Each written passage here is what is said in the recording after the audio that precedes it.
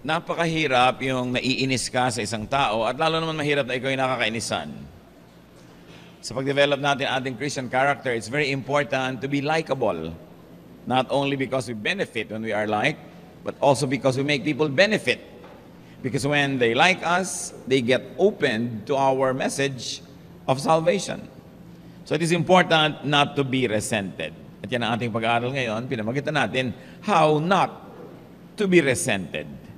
Thank you, Lord, that we can learn to be more and more like your Son, Jesus. We thank you, Father, that in the example of the many great men and women of the Bible, we can have a guideline on how to live our lives and how to deal with fellow men. Turuan niyo kami, Panginoon, na lalong maging mabuti ang pakikipagkapwa-tao, nang lalong magliwanag ang inyong kaluwalhatian sa amin at lalo kami magkaroon ng pagkakataong ibahagi sa aming kapwa ang mensaheng nasa aming puso. Sa pagtitipong ito ngayon, Panginoon, patawarin niyo po kami sa mga kasalanan namin, palakasin niyo po ang aming katawan, ang aming dibdib, ang aming loob, at nawa, patalasin niyo ang aming karunungan. Kung may mga napapagod sa aming kalagitnaan, pawiin niyo ang pagod na ito, renew our strength. We like to give you genuine attention, O God. And may you teach us powerfully so we can change from glory to glory. Be our speaker, O God. We seek you in the name of your Son, Jesus our Lord, our Savior, and our teacher. Amen. Wikipedia defines resentment as a negative emotion felt as a result of a real or imagined wrong done. So negative, isang uri ng damdamin na masama, hindi masarap, at ito ay bunga ng isang tunay o kaya ay inaakala lang natin na paggawa ng mali laban sa atin. It is synonymous with anger, with spite, and bitterness. Now, there's a special quality of resentment. It is usually directed towards higher status individuals or those who style themselves as superior. In fact, merong isang social scientist that ranked this kind of negative feelings. Ang pakiramdam mo daw na negative, galit doon sa nakakataas sa'yo o parang nakakataas sa'yo, resentment. Anger is for your equals, and disdain for people who you think are beneath your social status. Wala tayong ganung uri ng differentiation sa ating mga wika, kasi hindi ganun ka-stratified ang ating lipunan. But then again, in this very stratified corporate world, and in the last 500 years, where there was a lot of stratification, it is not unusual for people like us to feel resentment towards people who are either superior to us or who style themselves as superior to us. Now, it is very disadvantageous to be resented. Pag ikaw ay nakatataas talaga, lalo may posisyon ka, yung pagiging effective mo in doing your work becomes lessened when people beneath you resent you. In fact, resentment could lead people into what? Not cooperating with you, into doing sabotage work against your very projects, or in fact, some of that could lead to violence and even murder. It's important to know and to review how not to be resented. Lalo tayong mga anak ng Diyos, may mensahe tayo na dapat maibahagi sa mga tao. What if we are resented? Pwede rin yun that we feel spiritually superior to people, and unknowingly we style ourselves as morally upright or more upright than others. Then the feeling, the negative feeling that we can induce people to have toward us is that of resentment. And how can we be successful in sharing the gospel when people resent us? When they have this negative feeling. How not to be resented? Do not dominate people.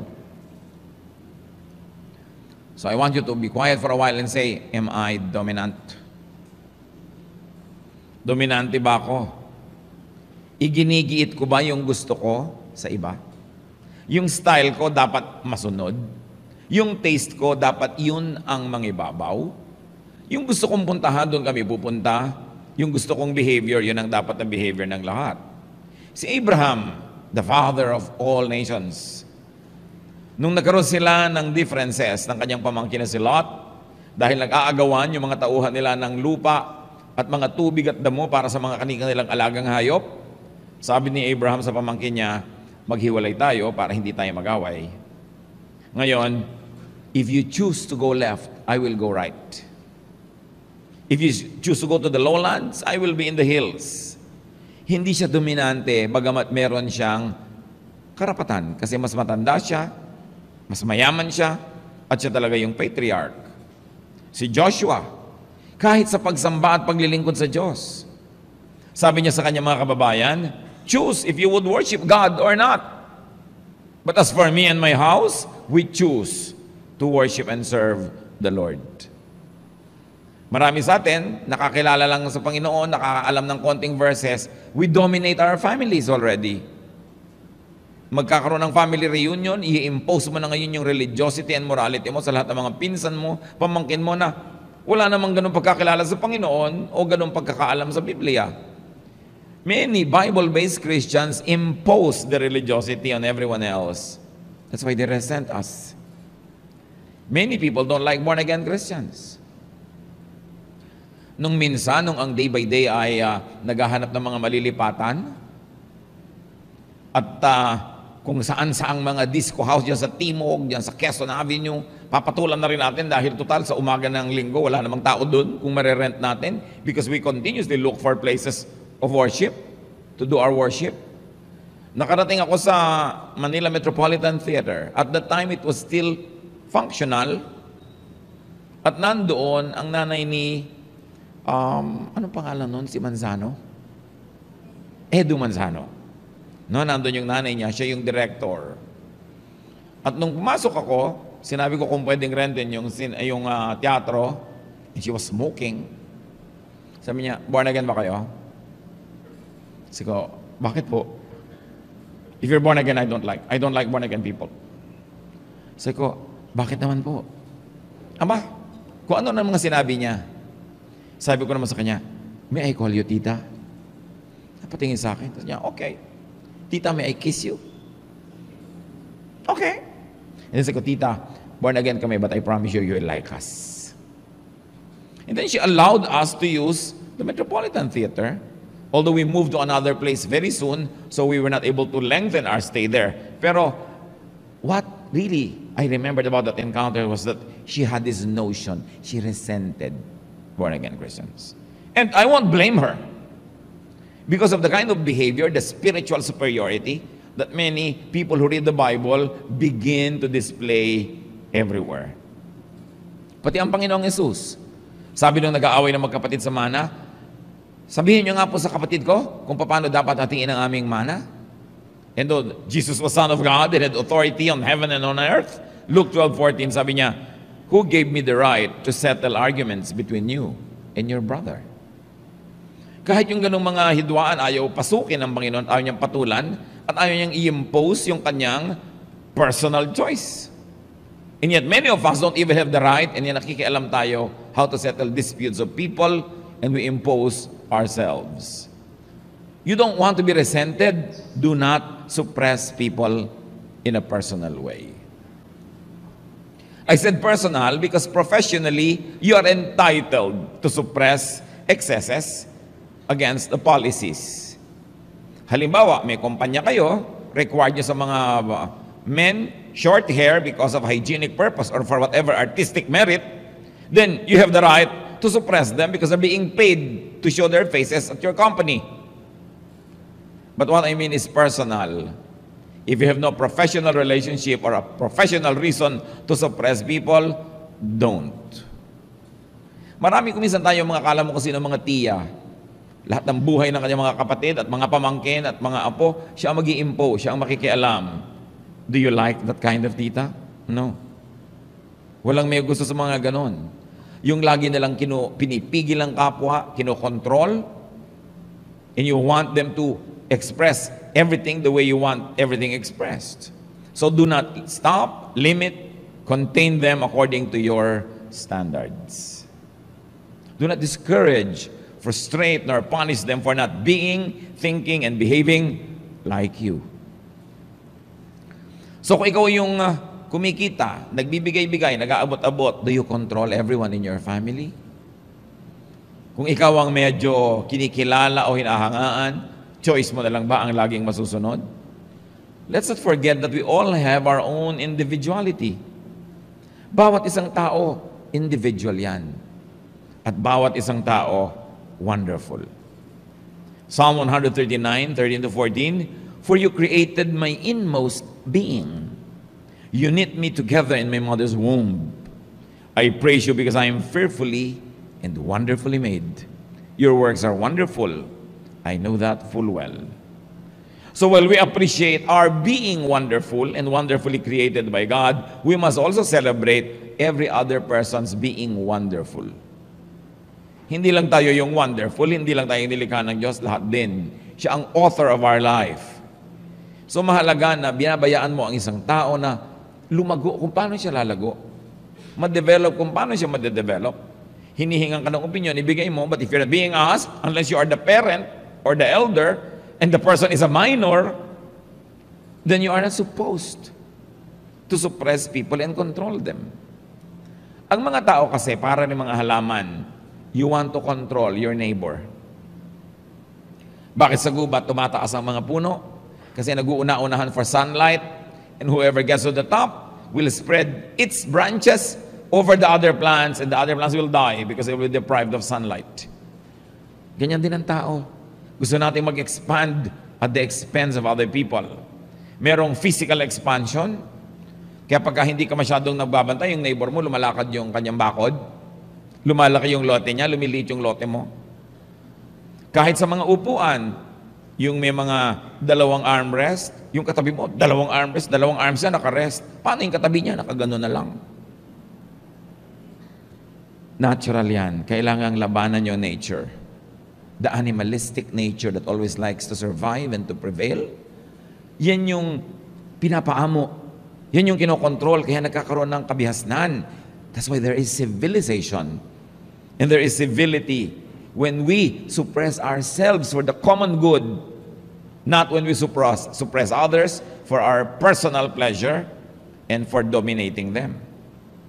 So do not deprive people of what is theirs. Their time, lahat ng tao dapat pinapayagan natin may private time, kahit anak natin, kahit bata. Kahit pakain natin, paaral natin, you respect the dignity of a person. Do not deprive them of their private time, their private things. Laging marami nagtatanong sa akin sa Facebook, pwede po bang basahin ng asawa yung cellphone ng misis o ng mister niya? Kung wala namang record ng mga kabalbalan at pangloloko sa'yo, respect it. But if you have suspicions, and these are supported by many evidences, in support of the matrimony that must survive, then probably you may. But even that is a very tricky issue. Kahit sa court of law, pag illegally obtained ng evidence, it's not counted. Kailangan may paggalang ka sa iyong kapwa. Liban na lang, I tell you, kung mayroong dahilan at gusto mong i-preserve yung higher good, which is fidelity, unity of the couple. You must respect people's privacy, their private space, their private thoughts. So meron tayong pag-dominate sa physical world at meron tayong pag-dominate doon sa spiritual, psychological, intellectual world, that we control people's thoughts. Na pag nag-isip sila sa paraan na ayaw natin, we punish them. And people that have power have the capacity to punish. You can withdraw the good things you give, or you can send bad things to the person to punish the person and to further discourage the person from expressing her or his individuality. Marami tayong paraan. Kung minsan yung asawa mo gustong-gustong manood ng isang uri ng palabas, ayaw mo, so ang gagawin mo, uupo ka doon na parang bato, hindi ka kikibo. Actually, you're punishing the person for watching what he or she likes to watch. And actually, that is to discourage the person na next time, yun na lang gusto mo ang papanoorin. Kasi pag gusto mo yung pinapanood, masaya ka, malambing ka. Pero pagka yung gusto niya, nakasimangot ka, hindi ka, you punish a person, and punishment is a way to control behavior. So napakahalaga na binibigyan natin ng tao ng laya, that we don't dominate them. Even the personal expression of affection, we have a tendency to control that. Yung pag-express ng iba. Yun lang nag-express ng affection niya sa Panginoon eh. Pinipigil ng mga nakapaligid. Sabi ni Lord sa Mark 14:6, leave her alone. Why are you bothering her? She has done a beautiful thing to me. Kung hindi natin babantayan ang ating sarili, napakahilig natin makialam sa kapwa. Ba't ganyan ang buhok mo? Hindi mo kaano-ano, ha? Office mate mo. Ba't ganyan ang buhok mo? Anong paki mo? Buhok mo ba to? Yung may mga to, uy, ito mga taba yata. Hindi kita tinatanong. Anong pakialam mo sa mga bil-bil ko? Yung may mga taong hindi naman sila tinatanong, uy, ito mga taba ko. So, tingnan, mukha mo, tingnan mo. Diba? Merong ganoon, lahat, uy, parang ang payat-payat mo ngayon. Yung, kuminsan, hindi natin alam, pakikialam na yun, panghihimasok. You don't know what trouble the person is going through. You don't know the details of his or her life, and you have no right to walk into his life and say, I don't like the way you look. Kahit ka pa nagpapanggap na concerned. Yung iba naman talaga, kunwari concerned. Kung talagang concerned ka, shut up. Because you only add insult to the injury. Usually, when people don't look good, they know it. You don't have to tell them, huy, luwa-luwa na mata mo, napupuyat ka ba? Hindi natin kailangan gawin yon. We must respect people. Because you do not want to be deprived also of your privacy, of your time, of your dignity. Luke 6:31, do to others as you would have them do to you. I know of a particular person na nagtampo, nagalit dahil napagsabihang siya ay payat. Pero kung magsabi siya ng mataba sa iba, yung taba-taba mo, parang hindi siya nagdaramdam pag siya ay nasasabihan. We just have to be more sensitive so people don't despise us. To succeed in life, you have to be liked. Because to succeed, you have to be helped. And people help those that they like. If people don't like you, they will even do things to stop you from progressing or from achieving what you want to achieve. How not to be resented? Do not place yourself above others. Do not talk and behave and act as if you were better, as if you had more. Kahit pa totoo. Romans 12:3, do not think you are better than you really are. Use good sense and measure yourself by the amount of faith that God has given you. So paano mo daw susukatan na yung sarili? By the faith that you have in God. Not by your possession, not by statistics, not by numbers, but how close you are to the Lord. That is the greatest measurement that you can use when you try to see where you stand. So measure yourself by your faith, not by your illusions about yourself. 1 Peter 5:5-6. All of you young people should obey your elders. In fact, everyone should be humble toward everyone else. The scriptures say, God opposes proud people, but He helps everyone who is humble. Be humble in the presence of God's mighty power, and He will honor you when the time comes. Madaling sabihin, pero madalas makalimutan, to be humble. Kahit ka merong ipagyayabang at totoo naman, be humble. Ngayon, kung wala kang pagyayabang, lalo naman, be humble. Do not present or style yourself as superior. Minsan hindi natin nahahalata yan, ha? Merong isang tao, may sasabihing word wrong yung pronunciation, iko-correct mo agad. You are saying you are superior, that you know better than that person. When you're not being asked, especially in the presence of many people, will it kill you or anybody to just be quiet? Kung gusto mo i-correct yung isang tao, i-correct mo na lang later. One time there was a person who was attending a Bible study with a group for the first time. At doon lang siya magbabasa ng Bible, pinabasa-basa ng teacher. Yun naman nagbasa, sabi niya, well, they went and crossed the Euphrates River.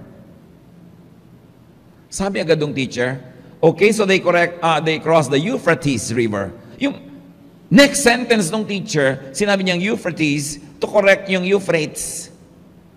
Can it not wait 3 sentences or paragraphs later before you read it the way you want it read? But you're displaying your knowledge at the expense of somebody's kahihiyan. Yun yung sinasabi kong you're acting superior.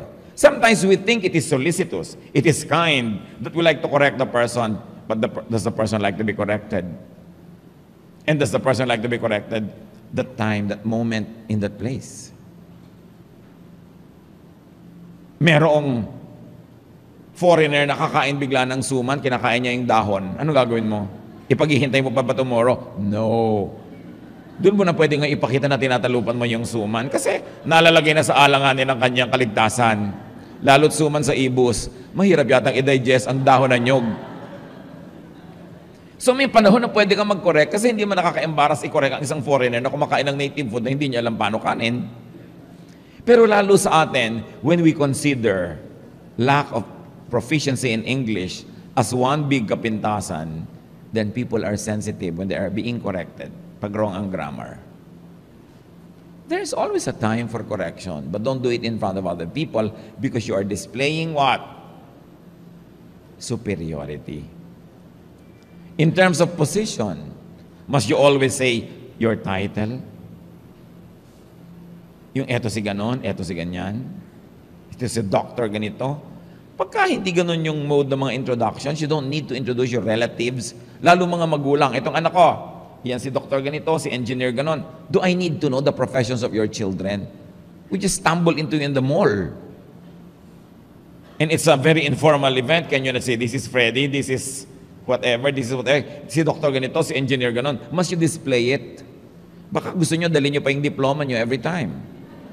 Tulad ng mga bahay sa Pangasinan na nandun ang mga diploma ng mga tao sa labas ng bahay, which is really cute, no? Yung bahay doktor ganon, attorney ganyan, kasi accomplishment ng magulang, nagpaaral. At least hindi naman sila tinatanong, di huwag mong tingnan yung bahay nila kung ayaw mong makita yung mga title ng mga anak nila. So may lugar, hindi kailangang laging i-display ang title and even possession. One time, I was introduced to somebody, this is ganito, the owner of ganon. Parang anong relevance sa mga ari-arian niya sa usapan na ito? Bakit ko kailangan siyang malaman na siyang may-ari ng ganitong kumpanya at ganong kumpanya? Tinatanong ko ba kung anong mga ari-arian niya? Meron naman isang pamangkin, sinabihan ng bisita, nandun sila sa bahay ng uncle niya. Ang ganda ng bahay ng uncle mo. Ano sabi ng pamangkin? Marami pa po siya ibang bahay. Pinapabilang ko ba? Sabi ko maganda. Anong kinalaman na may iba pa? Then you might say, well, I think so too. Nagagandahan din po ako. Or thank you. But for you to say, marami pa po siyang ibang bahay, wala ka sa lugar. Pero hindi natin napapansin. You know why? Kasi gusto natin magyabang. Eh, ang pinagyayabang mo naman, hindi mo bahay. Bahay pa rin ang kamag-anak mo. Sabi ng mga Arabs, a bald woman takes pride in her cousin's hair. So, ba't man ipagmamalaki yung malagong buhok ng pinsan mo kung ikaw naman tong hindi may-ari ng buhok na yun? Kailangan humble ang ating approach. Mga functions and deeds. Don't present anybody or yourself as philanthropist unless they're ultra-rich and they are really giving a lot of money to charity. Kasi may ibig sabihin yun parang ang yaman-yaman mo pagka philanthropist. Kahit kailan pag nadinig mo yung word na philanthropist, parang bad taste. Why can't you just say somebody who loves to bring food to typhoon-stricken areas? Parang philanthropist, no? At meron pa ako isang kilala. Tuwing may mga napag-uusapan silang tao, sasabihin niya sa mga anak niya, anak, yung taong yan, may utang na loob sa atin yan. Tinulungan namin yan nung araw. Itatanim mo sa anak mo, sa mga bata, na may utang na loob yung kapwa sa kanila, ni hindi naman sila ang gumawa nun, yung lolo pa. You are positioning yourself in a very superior pedestal, and you are actually breeding young children who will become proud and who will probably dominate others because of the way you raise them. So you don't want to be despised? Do not oppress people. Huwag ka mang-aapi. Lalo yung walang kapera-pera, sensitive yan. Yung gutom, mas sensitive. Huwag na huwag kayong mang-aapi ng isang gutom by depriving them of food. Naiiba kasi, nagiging sobrang sensitive ang tao pag gutom. So may pupunta sa'yo, nangungutang, alangang-alangang oras, wala ka mang ipapautang, pakanin mo man lang. When you send away a person who is trying to borrow, oras na ng pagkain o lampas na yung oras ng pagkain at alam mo walang pera, gutom yon, that is oppression. Nilikha ng Diyos ang pagkain para sa lahat ng tiyan na walang laman. Feed people. Hindi yung halimbawa, may handaan, Pakakainin mo muna lahat yung mga mukhang donya, mga mukhang mayaman, tapos mamaya na lang yung mga mukhang mahirap. That's bad. Sa katunayan, mas mabuting unahin mo yung mas mukhang mahirap. Kasi baka nga totoong mas mahirap pa yun at mas gutom, sinong dapat mong unahin? Pakanin. Pero hindi, ang mga tao talaga double standard. Diba, observation ni Mariel Francisco who wrote The History of the Burgess. Pag may handaan daw tayo, at ang kumakain mayaman at pagkarami-raming nakain, sasabihin ng may handa, may gana po kayo, misis. Diba? May gana kasi mayaman. Ngayon, pag mahirap yung kumakain at maraming kinakain, sabi mo, patay gutom. Pareho lang na may kinakain yon, pero yung iba yung paningin mo sa mayaman at saka sa mahirap. That is oppressive. Di ba yung mga mayaman, pag may mga sakit sa balat, allergy, pag mahirap, galis, buning baligtad, buni, iba-ibang pangalan. It's the same thing. But then we oppress people who are weak or weaker than we are. And that's what the Lord hates. The Bible hates oppression. So mas mahirap ang tao, mas mukhang walang ranggo, mas mukhang walang sinasabi sa buhay, mas irerespeto mo. Kasi mas manipis yun.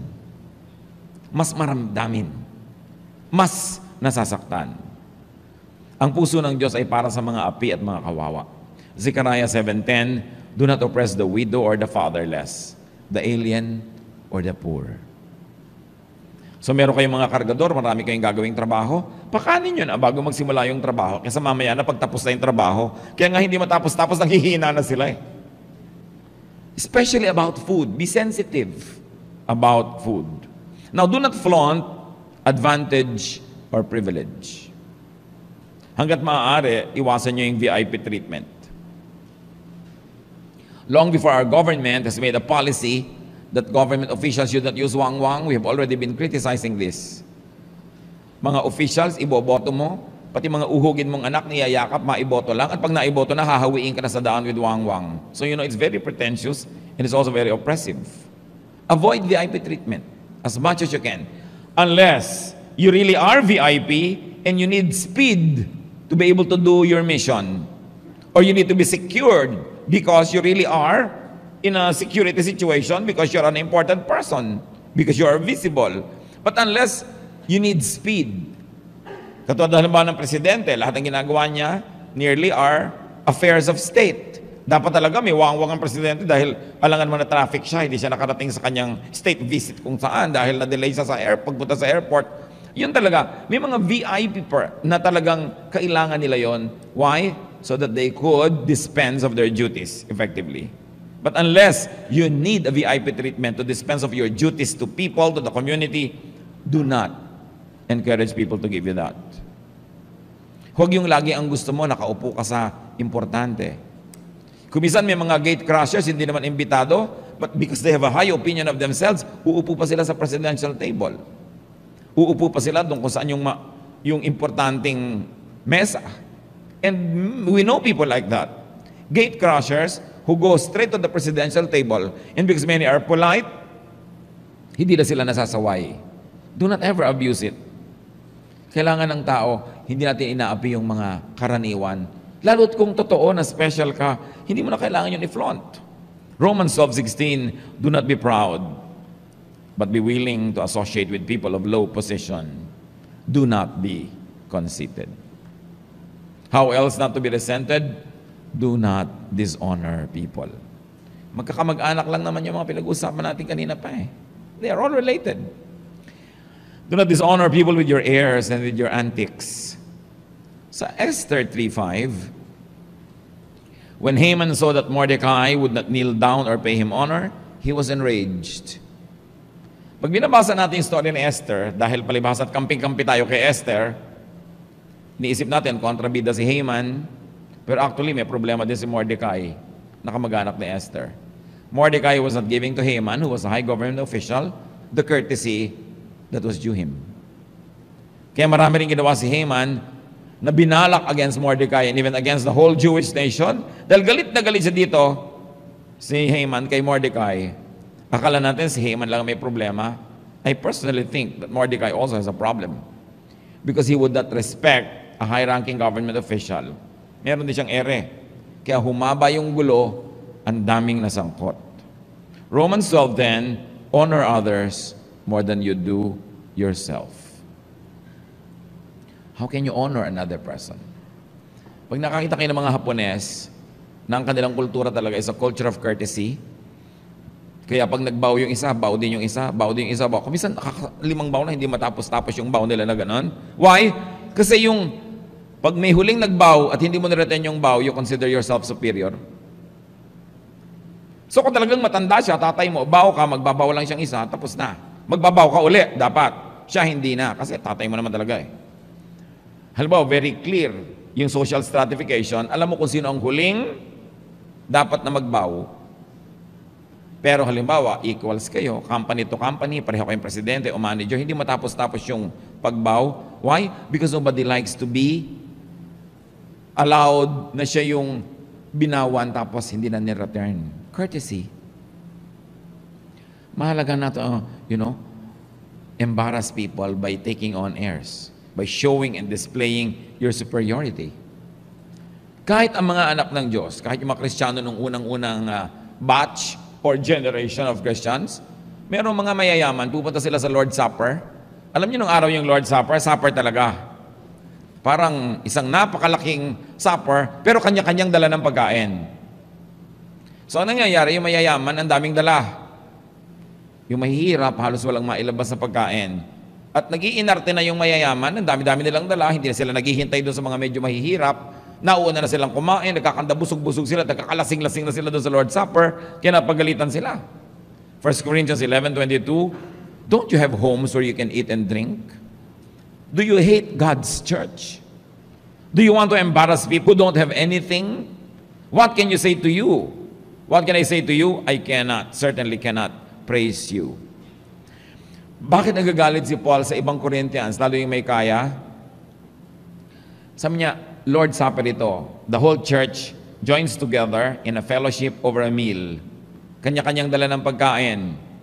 Kailangan bang i-display mo lahat yung mga first class na pagkain mo?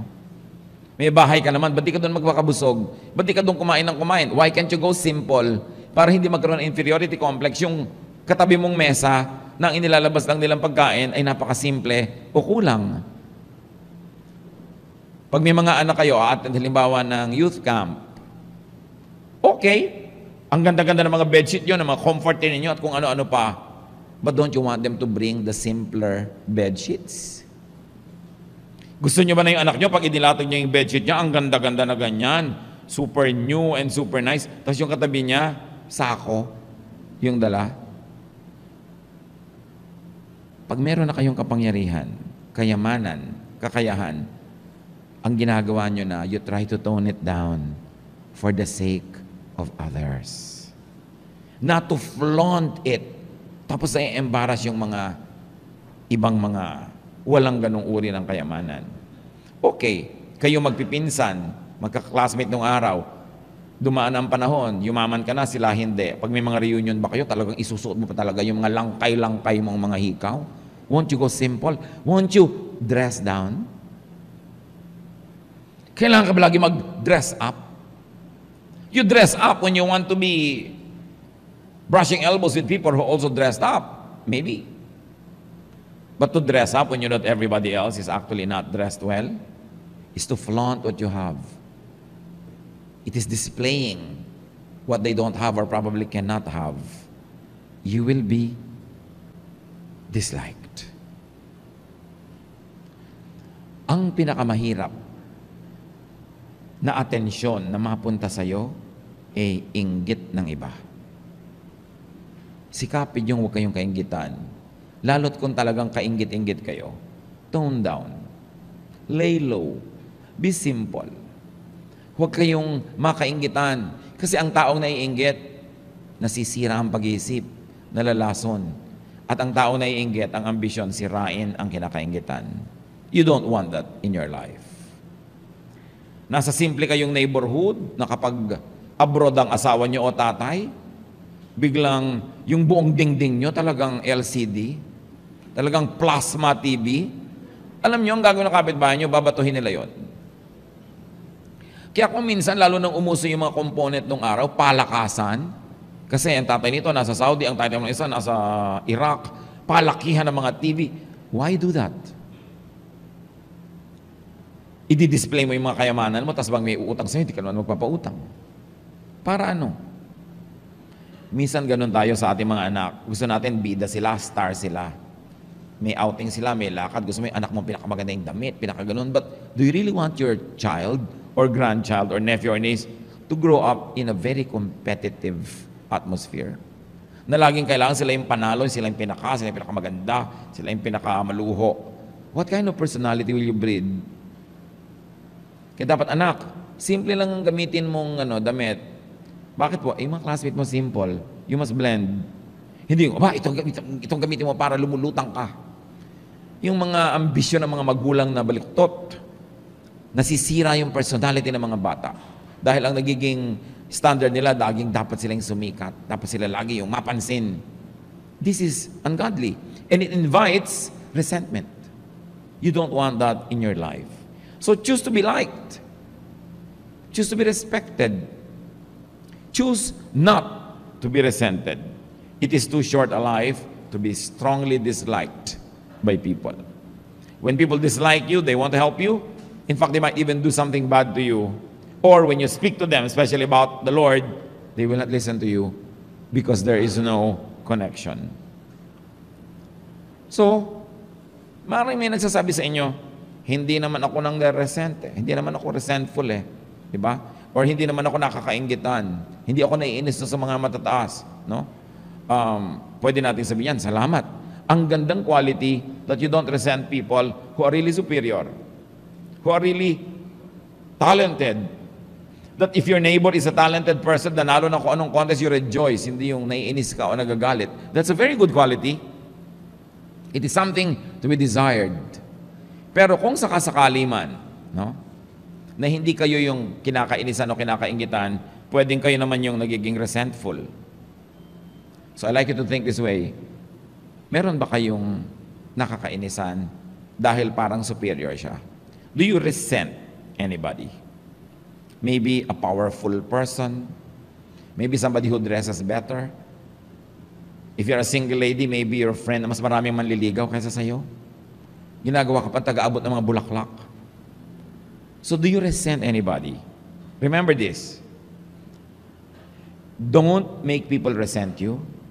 Or the other way around is, don't resent people. Why not?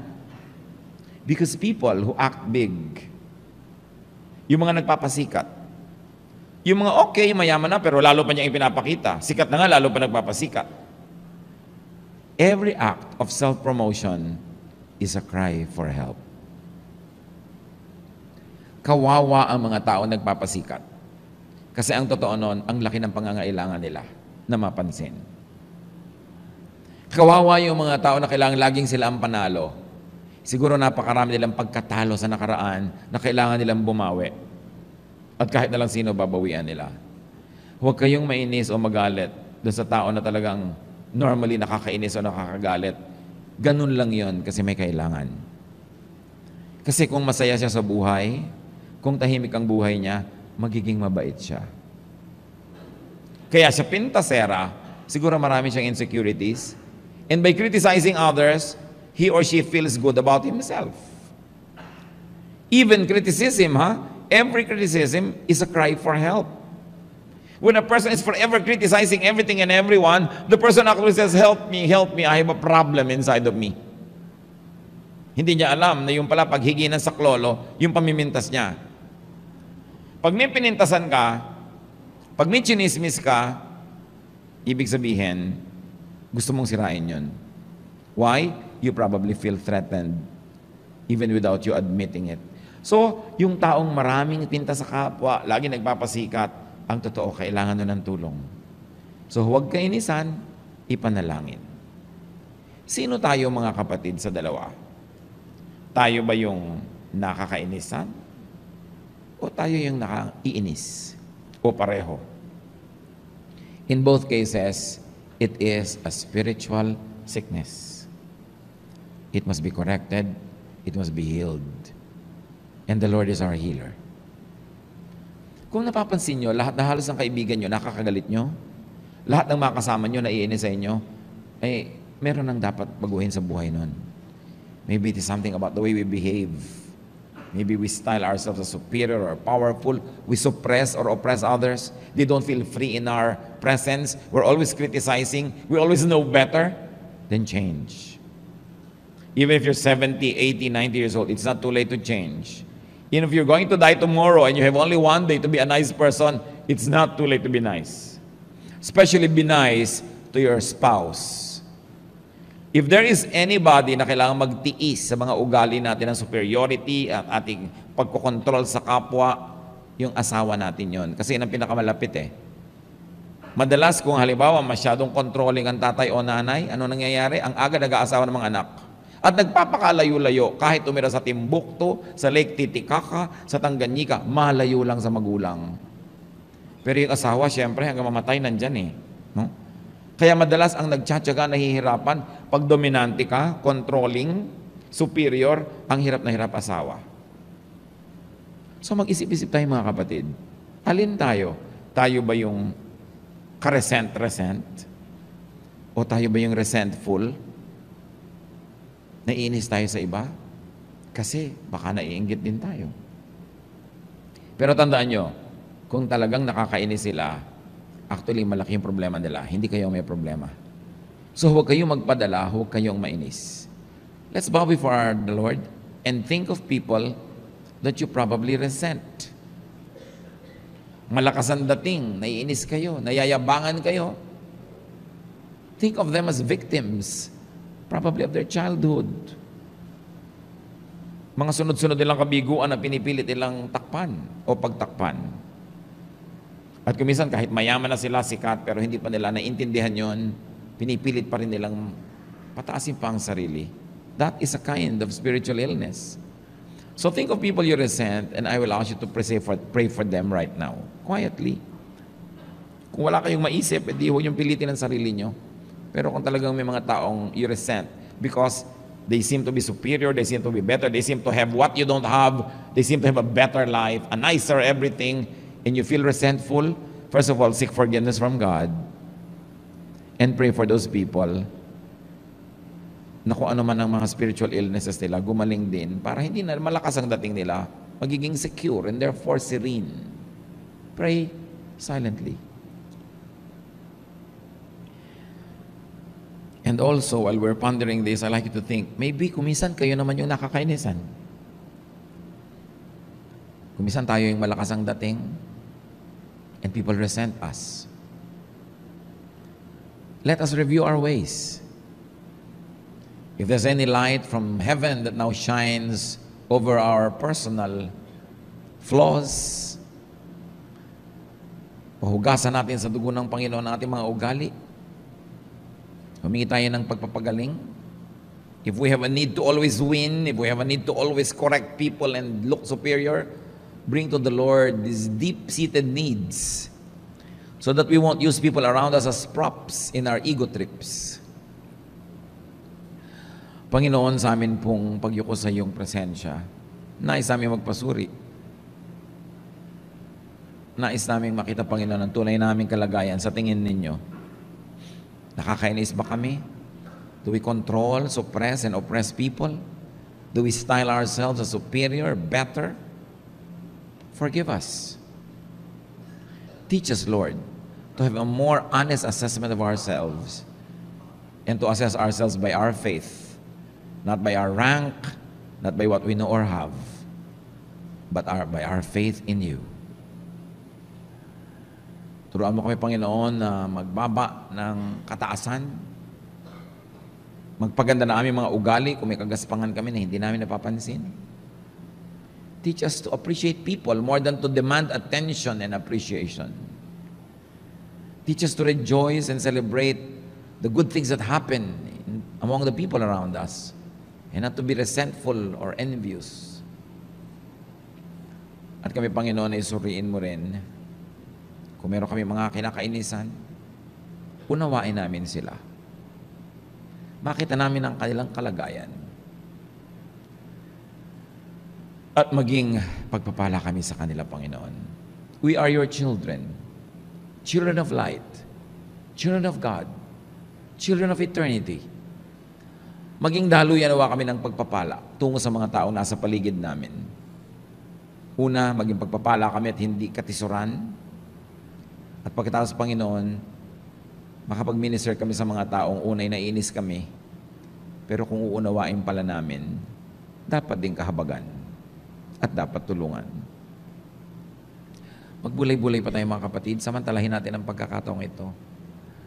Para kung may mga relationship tayo nasisira dahil sa mga ugaling ito, maitama natin, it's not too late.